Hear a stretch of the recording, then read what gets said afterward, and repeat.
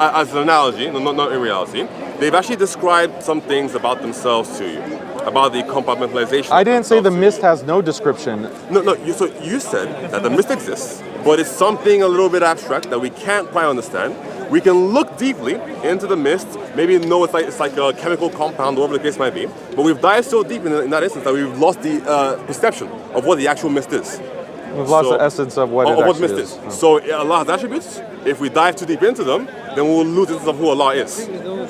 This is something that's generally in language. Okay. Many concepts, like in philosophy, the Greek philosophers, for example, want to define justice. Okay. Or you want to define happiness, or you want to define law. Okay. And you reach a point where definitions aren't satisfying and they actually tend to obscure the reality of that concept because of the analysis that you're engaged in. Sure thing. There was a period within the 20th century, there was a philosophical movement of ordinary language philosophers who said that this is a big problem with any kind of speculative analysis or philosophical analysis, the ordinary language philosophers. So this is, I think, a very deep critique of the entire approach of trying to analyze something that is so beyond human reason, or is so complex, or is so abstract or general. We can still have an understanding of those things. We can understand what law is, we can understand what happiness is, we can understand what a game is, we can understand it, even if we cannot give a precise analytic definition that covers all cases of our usage of that term. Okay, sure. But then now, is there any definition you can give to Allah being merciful at all that actually captures the definition of what it means at all? Can we compare Allah's mercy to anything on earth to understand what it actually means when Allah calls himself either al-Warith or something? Yeah, Allah's mercy is compared in hadith, for example, that Allah divided his mercy into 100 parts, and kept 99 for himself, 99 for himself and one for himself, and like the mercy that a mother deer has, for example, not stepping on its child. So those are descriptions that are given by the Prophet ﷺ that does help us understand what this mercy is. Does that mean that we have a comprehensive, 100% encompassed understanding of Ar-Rahman? We can, because it's something that's infinite. It's something that is really beyond our understanding. But we can still get some understanding of it through the word Ar-Rahman, the name of Allah. Okay, no, that's fine. I'm glad you admitted that. The last part of this, before we can move on to your Trinity stuff, if you'd like, is then when you have all these 99, potentially more attributes, are they really distinct, or are they just the same thing? I don't know what that means. I don't know what distinct means. Are they the same as the other? So is Ar-Rahman the same thing as Ar-Rahim? No, it's a different attribute. Okay, so there's a distinction between them. They are not the same thing. That's all it means. They're different attributes. In the same way that my two fingers are distinct. They're not quite the same. Yeah, they're different attributes. Awesome. Just like you can say that Daniel, in some moments he can be merciful, in some moments he can be angry. And those two are distinct. They're distinct, but Daniel is still one person. I have one mind, I have one will. Okay. Now, when it comes to Allah, are these attributes both distinct and eternal? Yes. They're eternal attributes, Okay, so there's eternally distinct attributes. And are they a part of Allah or the whole of Him? Again, I don't understand this part saying that it's one compartment or another. Just in the same way that Daniel can be described as angry at times or merciful at times, that doesn't mean that anger is a part of my mind. But it would be. So the emotion of anger would be an emotion that you would feel, but it wouldn't be the whole of your emotional spectrum. So it'd be a part of it, as an example. But that doesn't mean that it's a part in the sense of a part. You're equivocating on the word part. So that's the problem. Part meaning it is not the whole. It is not equivalent to the whole. That's all it means. So you have an emotional spectrum, you can be happy, it's sad, an attribute of me without necessarily being a part in that way. It's a part if it's not equal to the whole. That's not the way that I use part. How would you use parts? As an attribute. As an attribute. I have the attribute of sometimes being merciful, sometimes being angry, without saying that is a part. I have a distinct part of me that is the anger part of me. Okay, so it's a component We don't talk like that, right? We don't, but it's a component of without being the whole of. So it's a part. It's an aspect of my personality. Aspects and parts are the same thing. No, the way that you're using part is that Okay. this is a part, like this is a component. Let's use aspects. Same thing. Okay? So, are these aspects of Allah really distinct where they are not one another? I already said that, you Okay. know, they're distinct. And they're eternal. Because they've always been there along with Allah. Okay. So, if that is the case, what you ultimately have is you have 99 plus really distinct eternal things that are next to Allah. No. So they share in the attributes of Allah in that they are distinct, they are not one another, and then they are separate from Allah, yet they are still also eternal. So ultimately, But I in a denied way, that you entire have 99 premise. gods. I denied that entire premise. But you didn't. In the They same are way that distinct, and they're I have 99 attributes or 1,000 different That are attributes that I created, have. right? They're not. That doesn't mean there are 1,000 Daniels. Wait, but your attributes are created, Yes. and they're not eternal. So why is that relevant to the Because analogy? with Allah, Allah is the only thing that's eternal.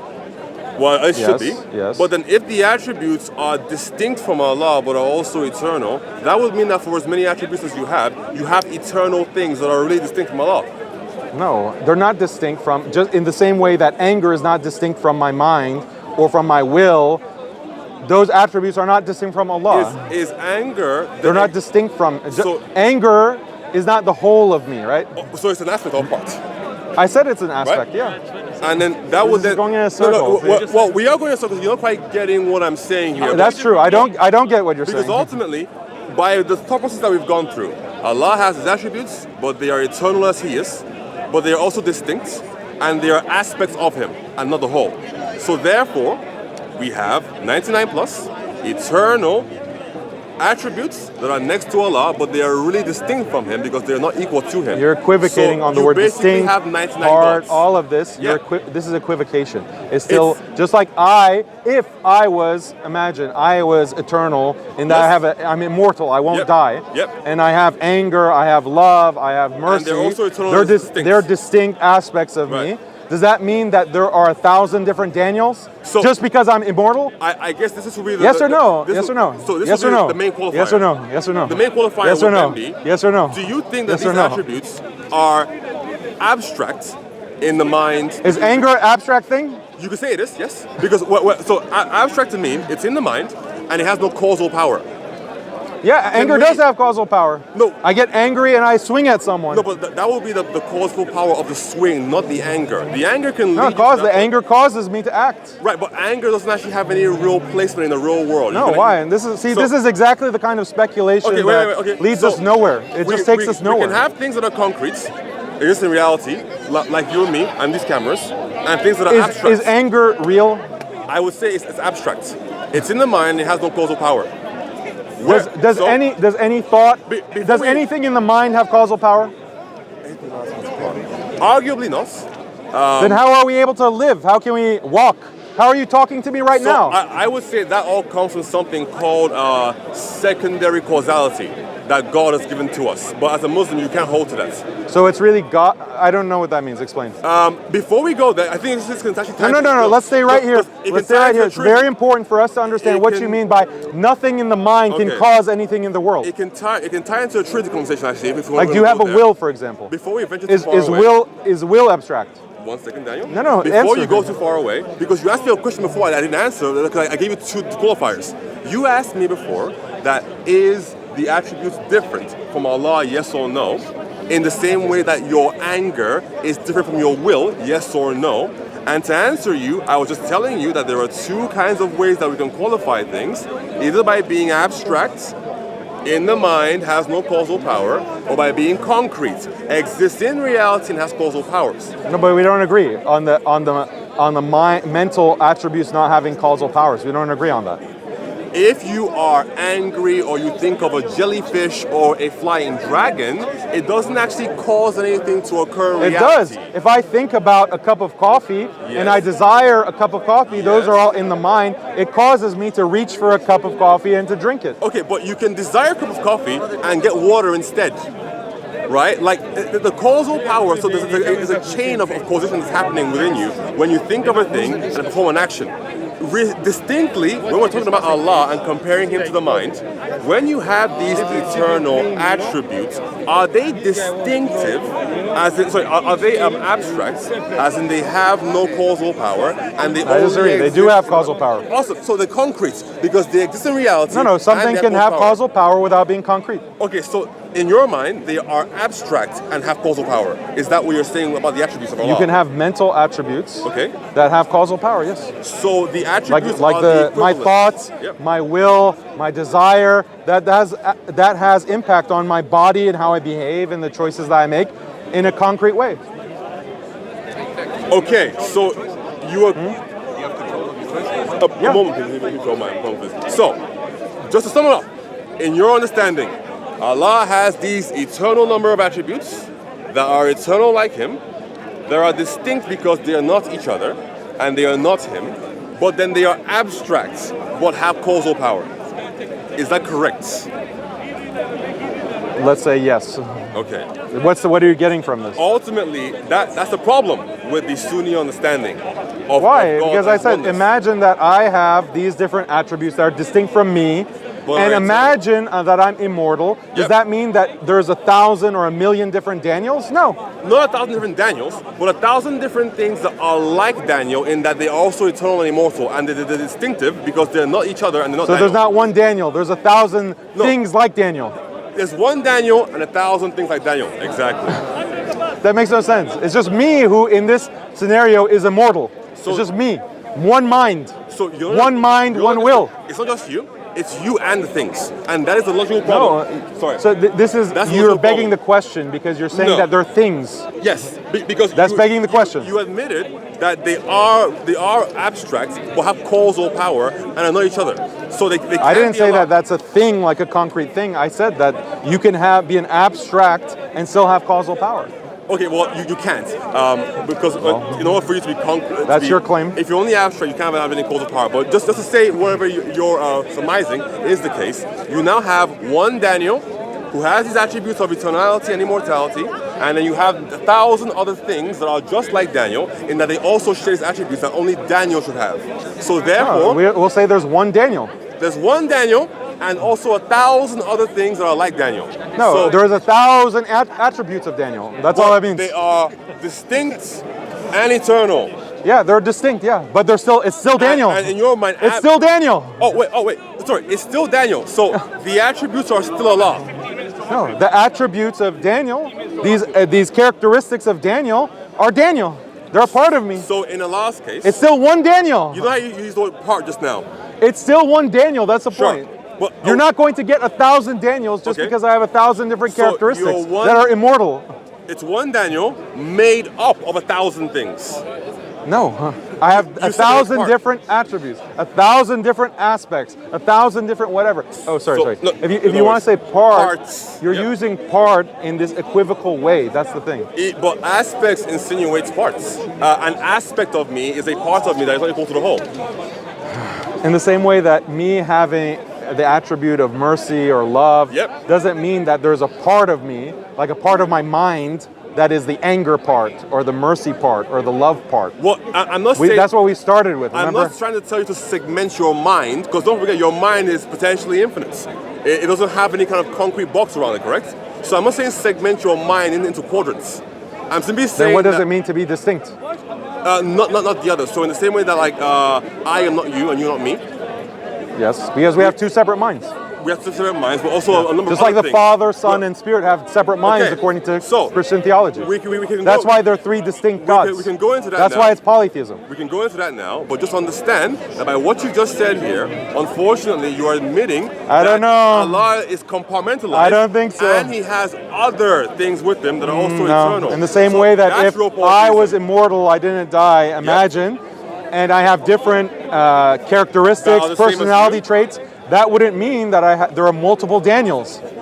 You haven't proven anything. Personality traits. Yeah, like anger, like mercy, like being loving, like being charitable, like being insightful, or whatever aspects of my personality that there are. They're attributes of me. One Daniel. If I was immortal, it doesn't change that there being one Daniel. As long as the attributes themselves are also immortal, or eternal in this case, Yeah, there would be. then they are the same as you because they're not distinct from you. No, that's a jump. That's a leap. Okay, so Why would they be the same as me? so they're the same as you in that they are also eternal and immortal. If I'm not immortal, they're So, distinct from me, right? Think about it like yes, they are because they're Then not how you. does being immortal make them? So if I'm if not you're immortal, yep. I'm not immortal. Yep. My anger is distinct from me. Yep. We agree. Yep. Okay. But it's still one Daniel. Do we agree on that? Absolutely. But you But how are, does making me immortal suddenly make it multiple Daniels? because Allah, in the last case, He is necessary, correct? That He can't be any other way. He has to be Allah. Because without Him, there's no creation or existence. You're arguing for divine simplicity. Divine simplicity is a position that some Muslims have, not all Muslims. Yes. You started by asking if I'm Salafi. Yep. Salafis do not hold the position I'm of aware, divine simplicity. and that's why you have this problem. No, there was no problem. There is a problem. There was no problem. The problem still being, again, that your understanding of Allah causes necessary parts of Allah to exist. Meaning that either Allah is made up of things, meaning He's contingent. He has different or aspects, different attributes. The aspects and the attributes have the qualities of Allah. So therefore you have Allah, who is the God of the universe, but also you have another God of the universe, Ar-Rahman, another God of the universe, Ar-Rahim. Ar-Rahman, or the attributes of Allah, do not have they don't encompass Every attribute of Allah? Yeah, exactly. So, okay, so then that means that your position then is that Allah is Allah because He is one, but then He has these attributes that when you add them all up, then you get Allah. Why can't you address the example of me as a finite being having different attributes, Okay. but it not being a multiplicity Because of Allah Daniel? is, very simple. Allah is infinite, He's infinite. And you, as a creation of His, can be comfortably composites. It's okay to say that you're made up of No, parts. but my mind is not composite in the way that you're describing. But it's created, so it's not eternal. How is that relevant? How's that relevant? Yeah, we should move on. This is a circle. Well, again, I have made my position very, very clear. Unfortunately, because of your thinking, that is the case. However, you said you wanted to ask me a question about Trinity. Well, I already explained that. You have the Father. minds The and three Father. Can the Father think that I am the Son? So there's a couple of problems with that. Answer. No. Can the Father think I am the Son? What It should be a makes you- simple no. Well, again, it depends. What makes you think that the Father has thoughts? Oh, so God, according to you, doesn't have thoughts. What makes you think He does? I don't think He does. The Bible is the expression God is speaking, right?